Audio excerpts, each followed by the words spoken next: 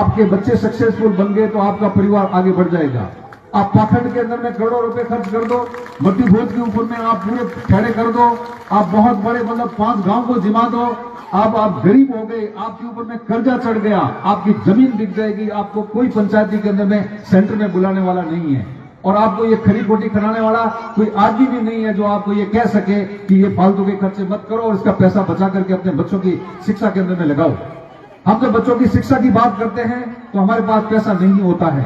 कहते हैं कि सर टाबोन हेयर में कटू पड़ाओ खर्चो बढ़ो हुए,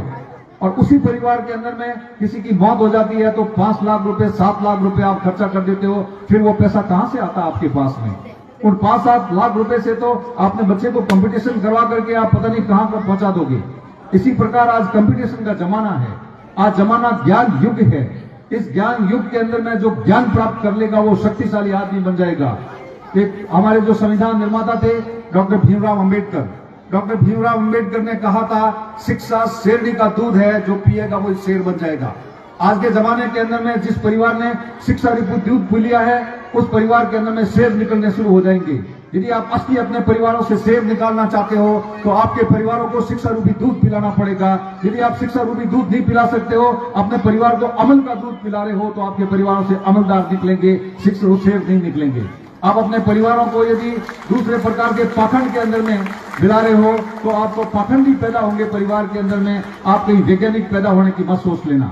हम यहाँ से रामदेवरा पता नहीं कहां की पैदल यात्राएं कर देते हैं और बाद में छाड़े पड़ करके और 3 दिन आकर के पड़ जाते हैं, काम नहीं करते हैं। मैं कहता हूं कि अपने बच्चों को IIT की विजिट करवाओ,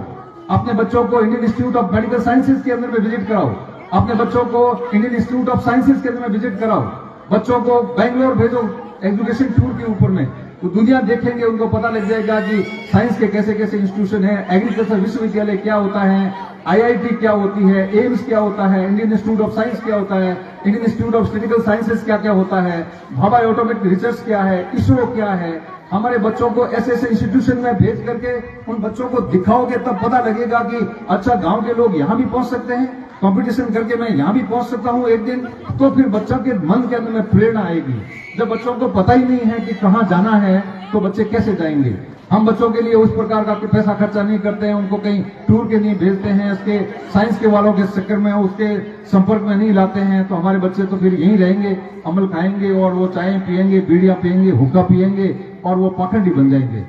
यदि आपको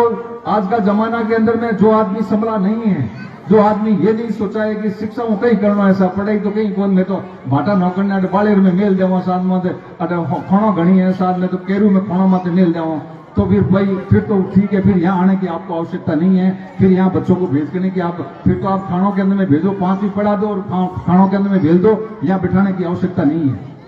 यदि आप चाहते हो कि वास्तव में आपका विकास हो तो शिक्षा रूपी जो बाण है उसको अच्छी तरह से आपको मजबूती से पकड़ना पड़ेगा।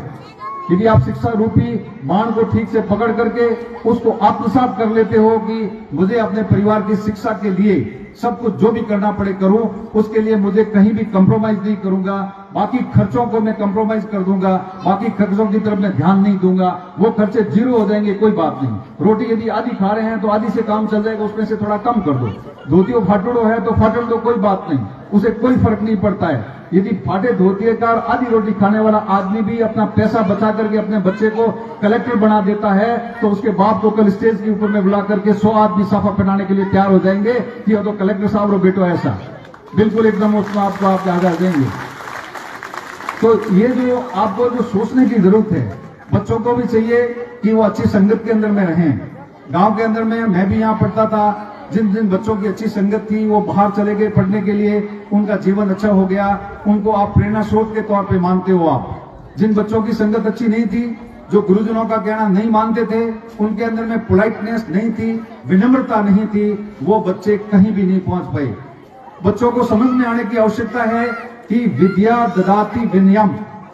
विद्या ददाति विनयम। बच्चों में मेरे साथ रिपीट करेंगे सभी, विद्या ददाति विनयम, ये क्रक्स है आपके जीवन का। यदि विद्या प्राप्त करने के बाद आप विनम्र व्यक्ति नहीं बनते हो और बटन खोल करके चलते हो और मार साहब हम यकड़न बात करो, गाँव वाला हम यकड़न बात करो, गाँव वाला कोई कहे कि छोरो ठीक चलो रे और छोरो गाँव वाला जो आदमी मुंह तोड़ देते हो आप लोग, थोड़ो कौन लियो, थोड़े बाप रो कौन लियो, तो इसका मतलब है कि आप अपने खुद के पांव काट रहे हो। आप ये सोचना कि आपके अंदर में ये जो घमंड है, जो थोड़े दिन का घमंड रहेगा, ये आपका 20-22 साल की उम्र के बाद में जब घरवाले बोलेंगे कमा के लेके आ, और जब आपका घमंड के अंदर में आप कहीं पहुंचोगे तो आपको कोई भी नौकरी के अंदर में नहीं लेगा, कोई धंधे में नहीं लगेगा। लोग कहेंगे वो घमंडी छोरा और काम रोको यहाँ पर है। तो आपको शिक्षा के माध्यम से सबसे पहले ये सीखने की आवश्यकता है कि आप विनम्र बने, आपकी भाषा सभ्य हो, आप अच्छे लोगों के संपर्क के अंदर में बैठे हैं।